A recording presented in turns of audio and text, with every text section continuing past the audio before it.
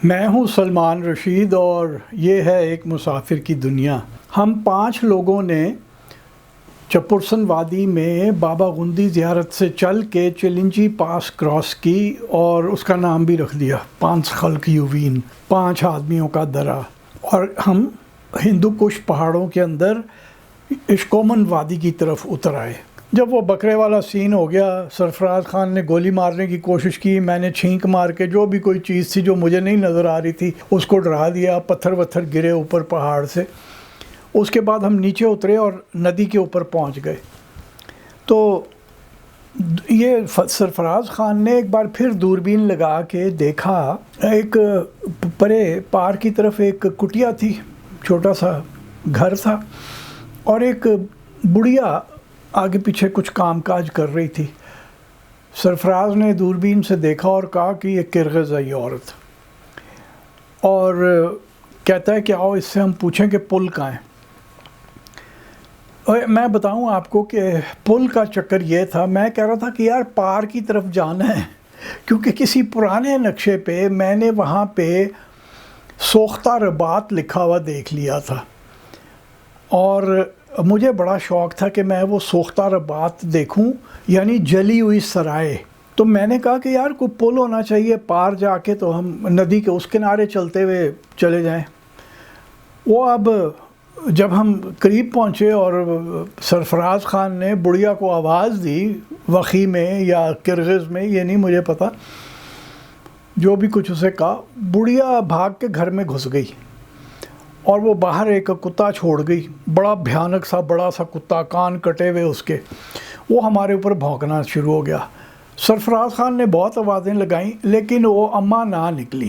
اس کے بعد نیت خان نے وہ اپنی فوجی سیٹی نکالی اور اس نے 2 لمبے بلاسٹ اس سیٹی کے مارے، اور مجھے ایسے لگا ابھی وہ کہے گا فالن اور بڑھیا باہر آ جائے گی، لیکن اس نے فالن کا نعرہ نہیں لگایا۔ بڑھیا بہرحال نہ آئی، ہمیں یہ نہ پتہ چلا کہ پل ہے یا کہیں آس پاس کے نہیں ہے، اور ہم پھر نیچے چلتے ہوئے ایک جگہ پہنچے جس کا نام تھا ورغٹ، اور ورغٹ میں کوئی 4-5 دانے بندے تھے اور کوئی 100 کے لگ بھگ بکریاں تھیں۔ اس گروپ کا جو لیڈر تھا وہ حبیب اللہ تھا، کرغز تھا۔ تو ہم بیٹھے ہوئے تھے، چائے وائے اس نے ہمارے لیے بنوائی، بکریوں کے دودھ کی، اور گپ شپ لگ رہی تھی۔ تو کہنے لگا کہ ابھی بس موسم ختم ہو گیا ہے گرمی کا، اگست کا مہینہ آ چکا تھا، میرا خیال ہے 18-19 تاریخ تو ہوگی، اور وہ کہنے لگا کہ ندیاں گرنی شروع ہو جائیں گی ابھی تھوڑے دنوں کے بعد، تو پھر ہم اپنا مال لے کے گلگت جائیں گے، 9 دن لگتے ہیں گلگت جانے کو یہاں سے پیدل، اور وہاں ہم اپنا مال بیچیں گے۔ تو میں نے کہا حبیب اللہ یہ تو بڑی مشکل زندگی ہے آپ کی۔ تھوڑی تھوڑی اردو آتی تھی حبیب اللہ کو۔ اس نے سر ہلایا۔ میں نے کہا پھر آپ یہاں کیوں رہتے ہیں؟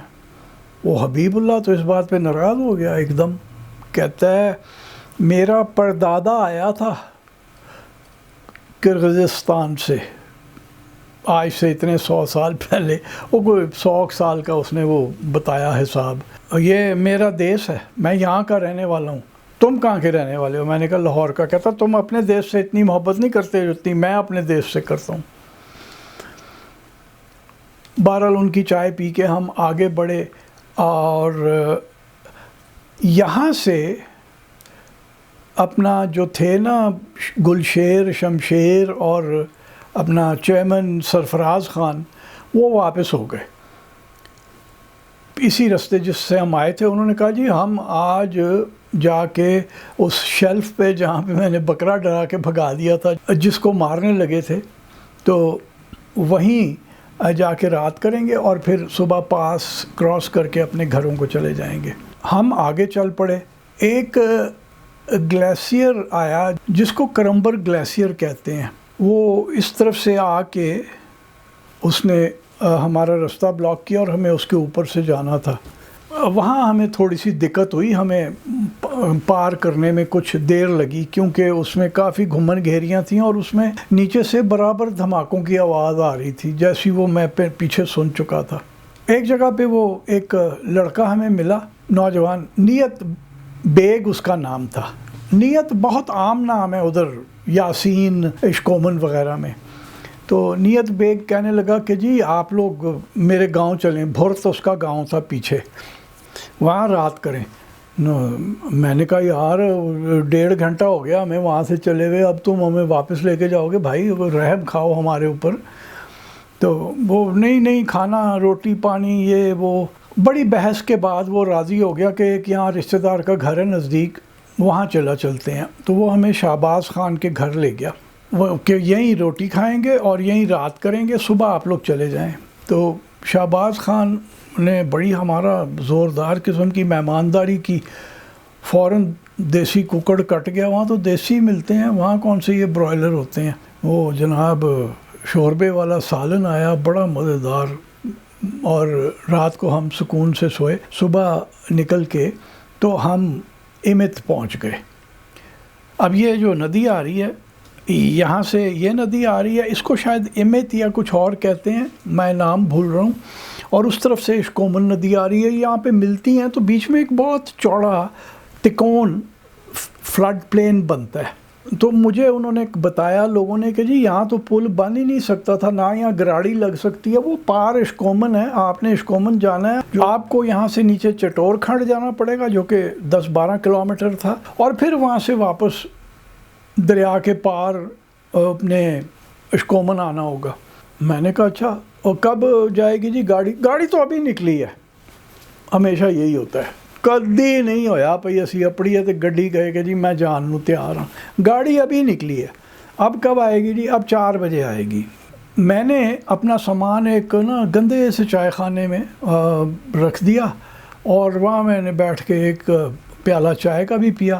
اب اس میں کچھ 7-8 لوگ بیٹھے ہوئے تھے, سارے مجھے دیکھ رہے ہیں, اور آپس میں مجھے تو کچھ نہیں سمجھ آ رہی تھی. بروشسکی بول رہے تھے وہاں پہ, جو کہ ہنزا کی زبان بھی ہے, اور جو صرف ایک لفظ سمجھ میں آ رہا تھا انگریز.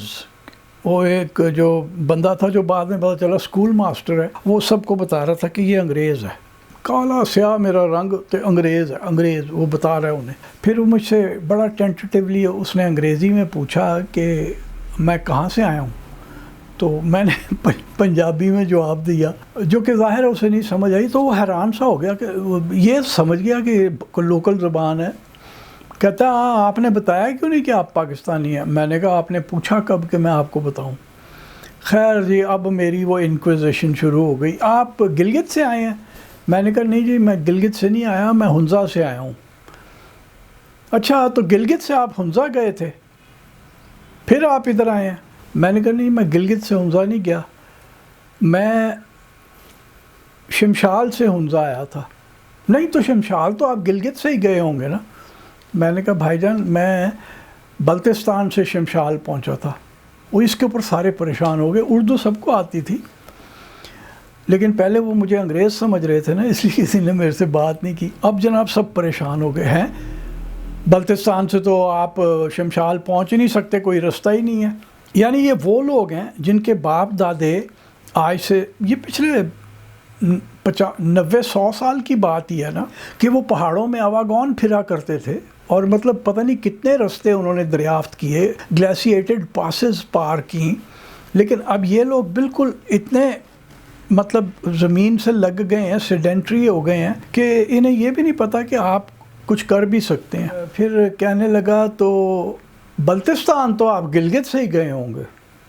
اب میں نے کہا ہاں جی میں گلگت سے گیا ہوں. میں کیا ہوں میں دساں بھائی, میں اتوں دیوسائی تو ہو کے گیا سی, پر گیا تو گلگت تو ہی سی. میں چپ ہو گیا. میں نے کہا ہاں جی. وہ ان کے سوال جواب شاید مزید چلتے رہتے, کہ میں نے ان سے اجازت لی اور بیک پیک اپنا اٹھایا, اور ساتھ میں ایک تھا northern areas public works department NAPWD کا دفتر کم ریسٹ ہاؤس. میں آ کے اس کی سیڑھیوں کے اوپر بیٹھ گیا کہ وہ جیپ جب آئے گی تو میں اس پہ بیٹھ کے نیچے چٹور کھنڈ چلا جاؤں گا.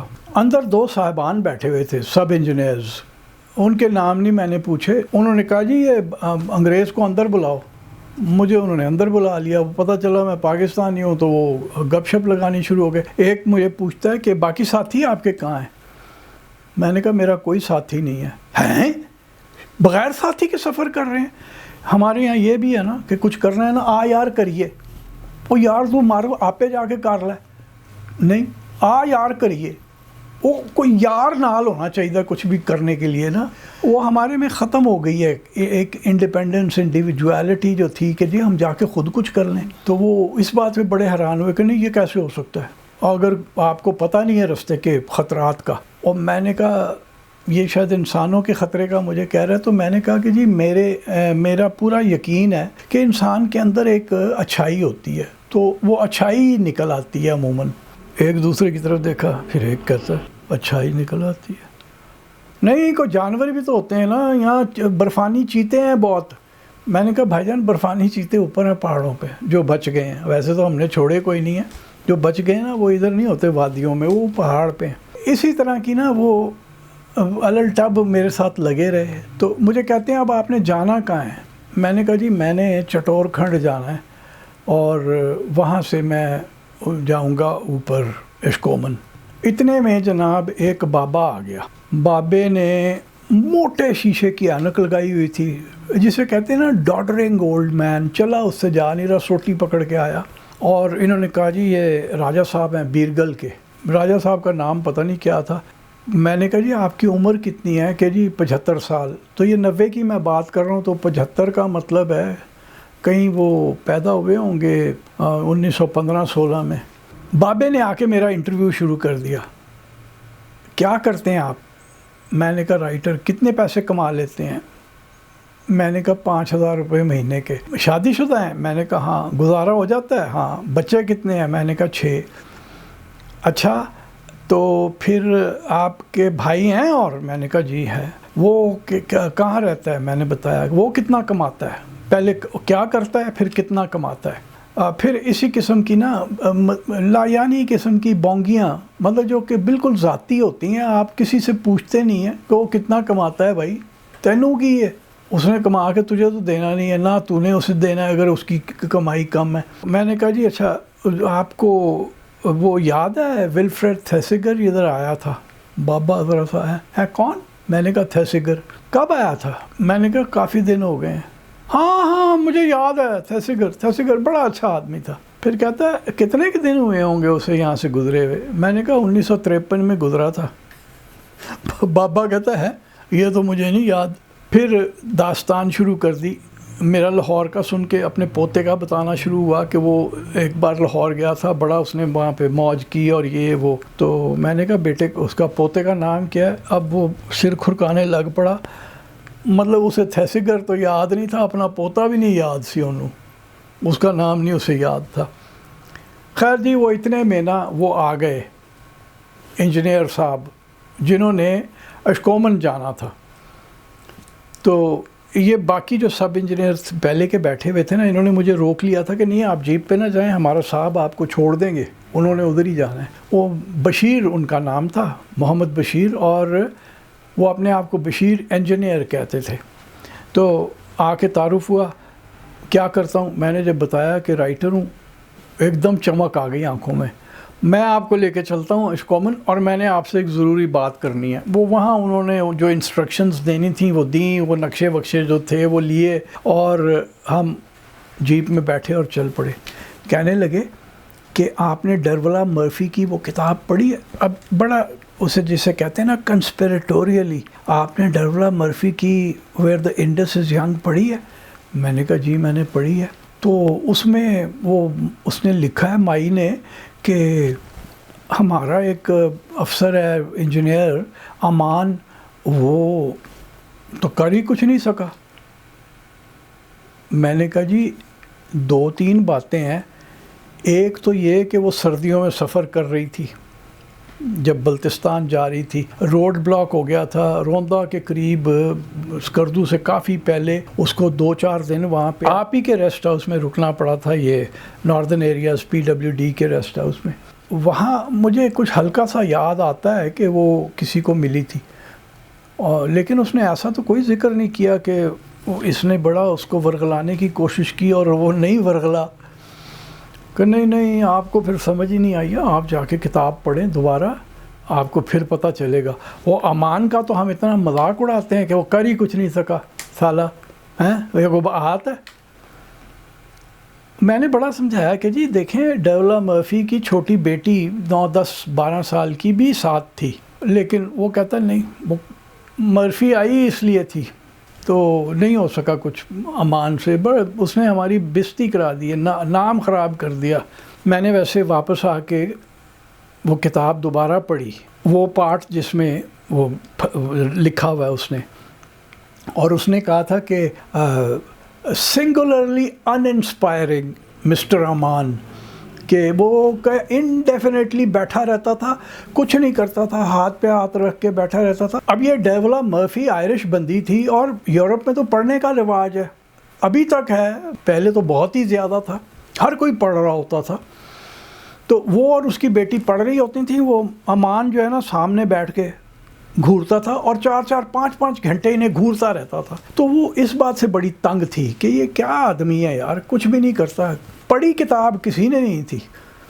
بشیر نے مجھے کہا کہ مجھے لکھنا ہے آپ نے کہ اس نے اصل میں کیا لکھا ہے۔ میں نے کہا جی چھڈو۔ وہ پھر میں 1995 میں ایک بار دوبارہ گلگت میں بشیر صاحب کو ملا، تو میں نے انہیں بتایا کہ جی اس نے یہ لکھا ہے، امان آپ کا جو ہے نا ڈفروں کی طرح اسے گھورتا ہی رہتا تھا، اس کو اور اس کی بیٹی کو۔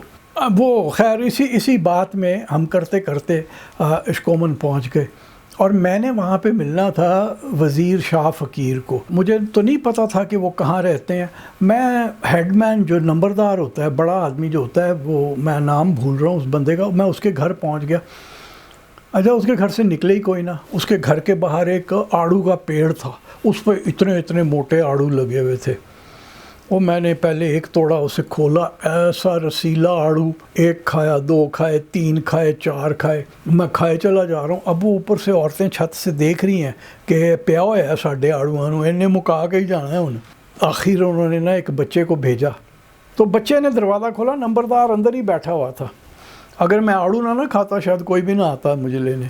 اس نے مجھے اندر بلایا، بٹھایا، ابھی بات چیت شروع ہی کی تھی کہ دروازہ کھلا، اور یہ خوبصورت آدمی کو 60 سال کا، سفید بال، شولڈر لینگتھ داڑھی، چوڑا جسم، وزیر شاہ فقیر، وہ تشریف لے آئے، جن کا میں وہاں سے اپنے بریگیڈیئر شاہ خان سے سن کے آیا تھا کہ وزیر شاہ فقیر کو ضرور مل لینا۔ چائے وائے ہوئی، مجھے کہنے لگے کہ جی آج میں آپ کو انٹرٹین نہیں کر سکتا، آج ہمارے مرشد آئے ہوئے ہیں سید لالا جان، وہ کاشغر سے آئے ہوئے ہیں، اور میں ان کو انٹرٹین کر رہا ہوں، اور میں انہیں ابھی بالا گاؤں لے کے جا رہا ہوں۔ اشکومن سے نارتھ کی طرف بالا گاؤں ایک آبادی تھی، بلکہ نارتھ ویسٹ کی طرف۔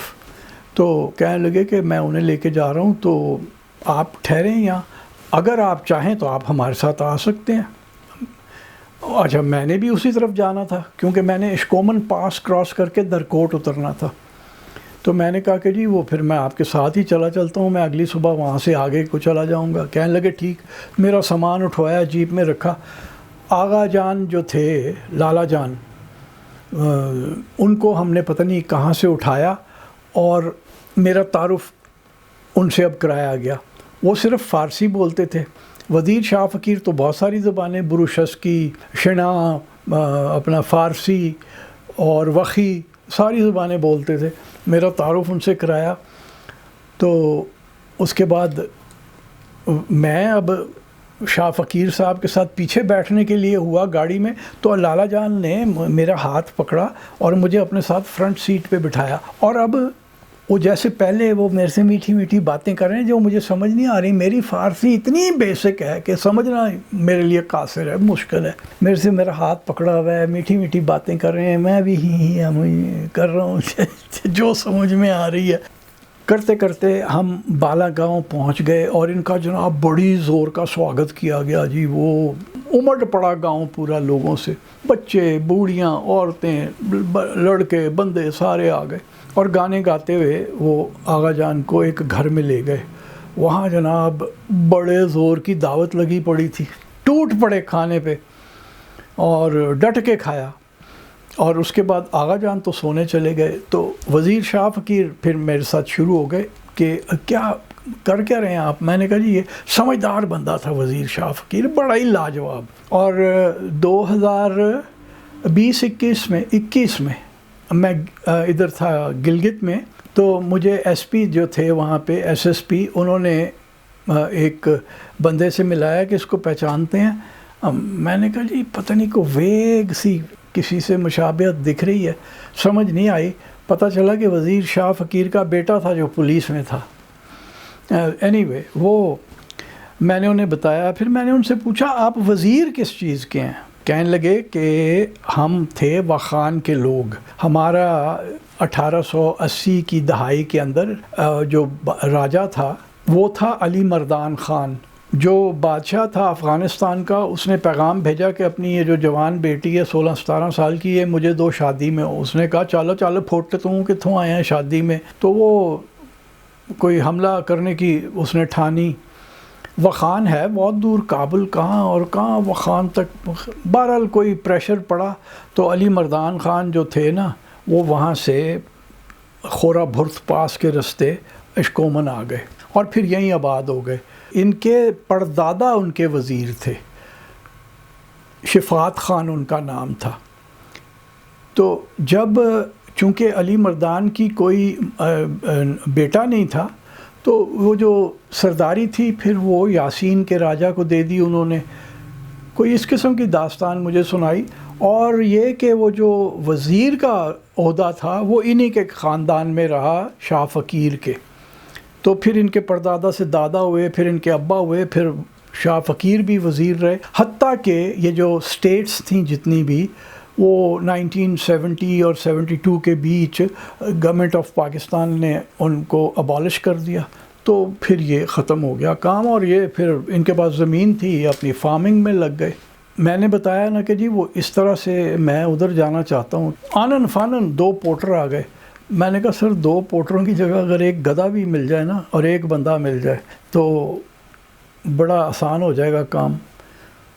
تو کہنے لگے کہ ٹھیک ہے. یہ فارغ 5 منٹ بعد ایک بندہ نمودار ہو گیا کھوتی لے کے.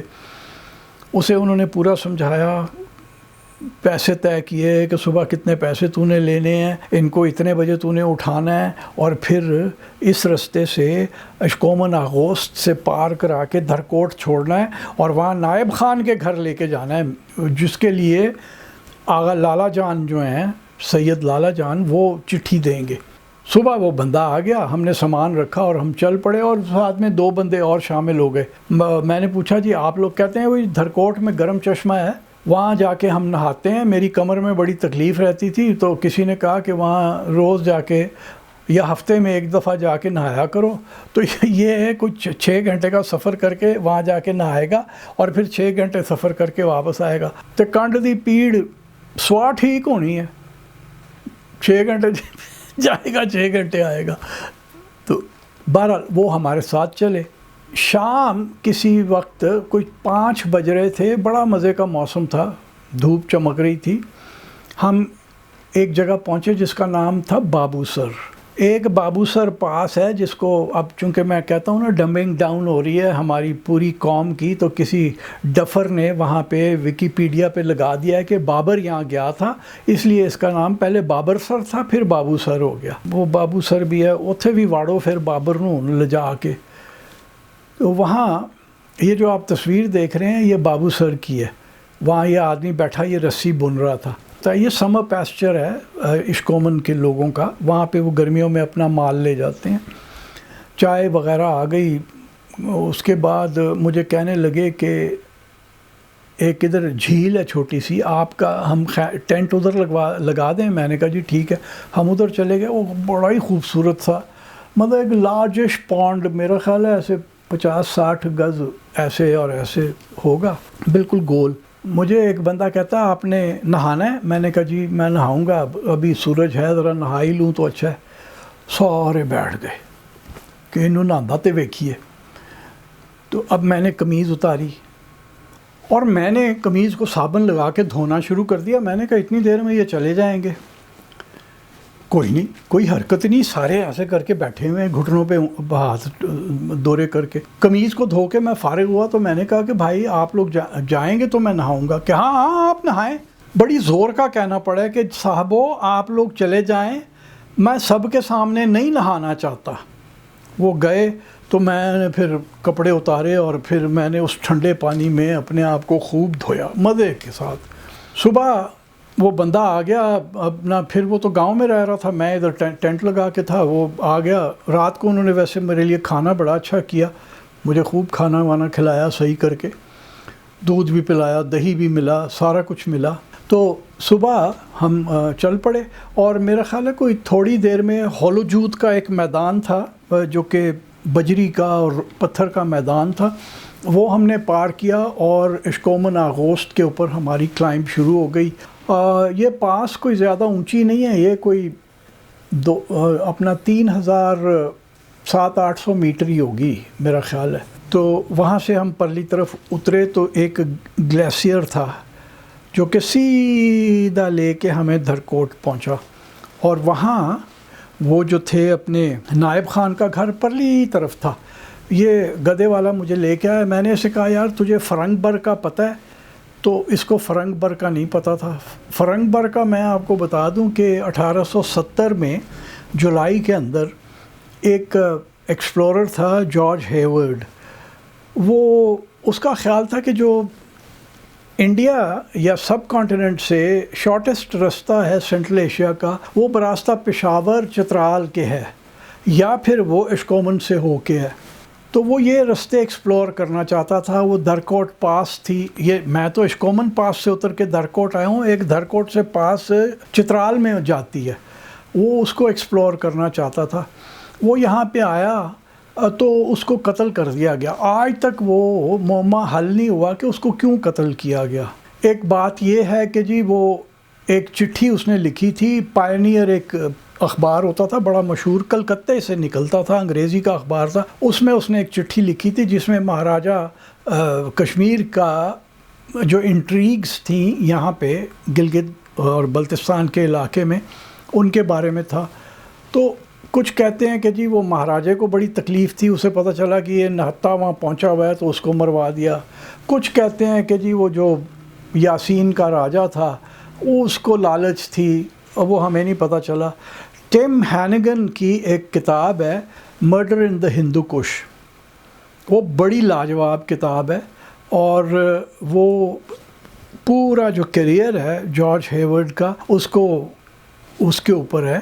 اور یہ کوئی چھوٹا موٹا آدمی نہیں تھا، اس نے بڑے کمال کے کام کیے تھے.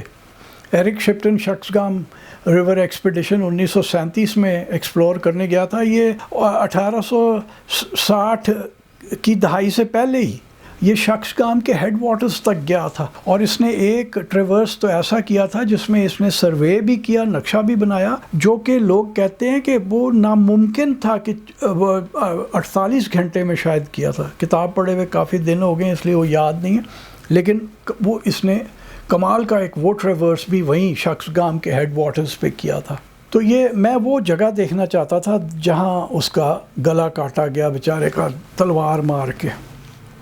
تو نائب خان کے گھر پہنچ گئے، وہ میں نے اسے چٹھی دی سید لالا جان صاحب کی، اور وہ بڑا خوش ہوا پڑھ کے، فارسی پڑھ لیتا تھا، بڑا خوش ہوا پڑھ کے، اور کہتا جی بالکل بالکل آپ نے فرنگ بر دیکھنی ہے، میں سویرے آپ کے ساتھ چلوں گا.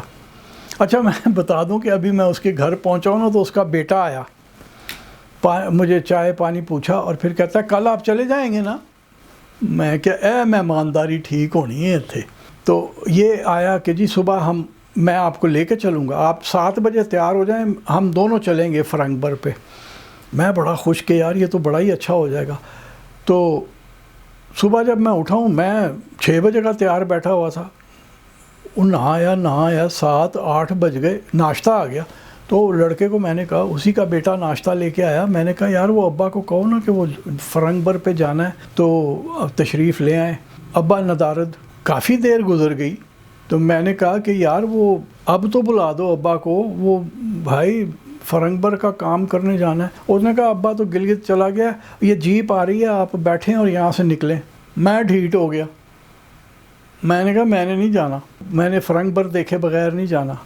شام ہوئی تو ایک ذرا بوڑھا سا آدمی آیا، تھکا ہوا، گندا سا، بدبودار، اور میرے لیے کھانا لے کے آیا. تو میں نے کھانا شروع کر دیا. میں نے اس سے پوچھا کہ تم کون ہو؟ میں نے کہا شاید کوئی ملازم ہوگا. پتہ چلا وہ نائب خان کا بڑا بھائی ہے. پتہ نہیں بکریوں کے ساتھ گھلتا آیا تھا کیونکہ اس میں سے بکروں والی بو آ رہی تھی. بہرحال اس نے مجھے کہا کہ جی وہ نائب خان تو چلا گیا گلگت، وہ نہیں آپ کو مل سکتا. آپ ایسا کریں صبح تیار ہو جائیں, میں گدھا لے کے آؤں گا, 7 بجے آپ یاسین دفع ہوں. بات اس کا کہنے کا سٹائل یہی تھا, دفع ہو وہ تھے یاسین. میں نے کہا جی ٹھیک ہے پھر ایسے ہی صحیح تو چلے جاتے ہیں فرنگ بر دیکھے بغیر. تو صبح 7 بجے وہ گدھا لے کے آ گیا اور میں یہاں سے درکوٹ سے چل پڑا. درکوٹ کی ایک آپ کو میں جو ہسٹوریکل بات بتاتا چلوں کہ یہ جو جب 7ویں صدی کا جو دوسرا ہاف تھا 650 آنورڈز, یہاں پہ اپنے تبیتنز کا قبضہ تھا درکوٹ پہ, یاسین پہ, گلگت پہ اور بلتستان میں بھی, کیونکہ بلتستان میں تو وہ آ کے اتنا لمبا رہے کہ انہوں نے وہاں شادیاں وادیاں کیں. تو بلتی لوگ تو بڑا زبردست مکسچر ہیں تبیتن اور آرین بلڈ کا. تو یہاں انہوں نے اپنی ایک کنٹونمنٹس چھوٹی چھوٹی بنائی ہوئی تھیں, اور درکوٹ پاس کے نارتھ میں جو کہ چترال کا حصہ ہے وہاں پہ وہ ایک فوج بھی مینٹین کرتے تھے. یہ وہ زمانہ ہے جب چائنیز اور یہ جو تبیتن تھے ان کی ایک متواتر چپکلش چل رہی تھی. کبھی وہ آ کے ان کو نکال دیتے تھے سینٹرل ایشیا سے اور یہ واپس چلے جاتے تھے, کبھی یہ تبیتنز آ کے چائنیز کو نکال دیتے تھے. ابھی تبیتنز کا زور تھا, انہوں نے یہ سارے قبضے مارے ہوئے تھے, اور زنجانگ جو جسے اب کہتے ہیں ایسٹرن ترکستان جسے کہتے تھے, اس کے اوپر بھی تبیتنز کا قبضہ کچھ عرصہ رہا. تو 747 کے اندر ایک فوج وہاں سے چلی چین سے, مارچ میں انہوں نے سفر شروع کیا, مجھے شہر کا نام نہیں یاد. اگست میں انہوں نے بروغل پاس کراس کی جو کہ چترال اور واخان کے بیچ ہے, اور وہاں سے وہ درکوٹ پاس کے رستے نیچے اتر کے آئے. اور وہ جو جرنیل تھا نا چینی فوج کا, تیانگ ڈائنسٹی اس وقت اپنا چین میں رول کرتی تھی, بڑی تگڑی ڈائنسٹی تھی, اور جو اس کا جرنیل تھا وہ کورین تھا, کاؤ حسین چی اس کا نام تھا. وہ وہاں سے فوج لے کے آیا, 10,000 کی کیولری, کوئی انفنٹری نہیں, 10,000 کی کیولری لے کے وہ آیا. اور درکوٹ پاس کے اوپر جب وہ پہنچا نا تو اس نے دیکھا کہ یہ لوگ ذرا ڈر جائیں گے, تو اس نے کوئی لوکل لوگوں کو اور کچھ اپنے لوگوں کو بھیس بدلا کے نا اس نے ایسے منگوایا کہ تم آ کے کہو کہ جی وہ تو رستہ تو حلوہ ہے, درکوٹ پہ آپ گھوڑے لے کے نیچے اتر سکتے ہیں, اور آگے آپ کے سواگت کے لیے دنیا بھی تیار ہے, وہ تو تبیتن سے تنگ ہے. تو اس نے یہ اس طرح کا نا سبٹرفیوج کر کے اس نے اپنی فوج کو لے کے نیچے اترا. اس نے وہاں پہ یاسین میں ایک لڑائی لڑی تبیتنس کے خلاف. اچھا ویسے میں بتا دوں کہ آج سے 1300-1400 سال پہلے گلیشیئرز اتنے صحت مند تھے, ابھی گلوبل وارمنگ تو کوئی نہیں تھی, تو وہ گلیشیئرز کے اوپر اتنی سنو ہوا کرتی تھی کہ آپ گھوڑے لے جا سکتے تھے, کریوسز چھپے ہوتے تھے, آئس نہیں ہوتی تھی, گھوڑے کے تلکنے کا سوال ہی پیدا نہیں ہوتا تھا, آپ لے کے جا سکتے تھے گھوڑے. تو وہ وہاں سے لے کے آیا یاسین میں, اس نے لڑائی لڑی, پہلے درکوٹ سے اس نے تبیتنس کو بھگایا, پھر یاسین میں وہ نیچے آئے تو وہاں لڑائی لڑی. وہ پتہ نہیں ان کے پاس کھوتے ہوں گے, جیسے میں کھوتے پہ یاسین جا رہا تھا, ہو سکتا ہے وہ بھی کھوتوں پہ یاسین گئے ہوں. اور پھر وہ کرتا کرتا ان کو گلگت تک اس نے ان کو پیچھا کیا, حتیٰ کہ وہ بھاگ گئے اسکردو کی طرف اور بلتستان سے وہ نکل گئے. تو کاؤ حسین چی اپنی 10,000 کی فوج لے کے گلگت سے نکلا اور ہنزا سے ہوتا ہوا منطقہ پاس کے رستے واپس گیا. اور یہ پوری داستان تیانگ اینلز جو ہیں ان کے اندر لکھی ہوئی ہے. تو یہ میں نے کہا جاتے جاتے آپ کو یہ دلچسپی کا ایک معاملہ بھی سنا دوں. باقی جو ہے اب تھوڑی رہ گئی ہے, وہ اگلے ہفتے.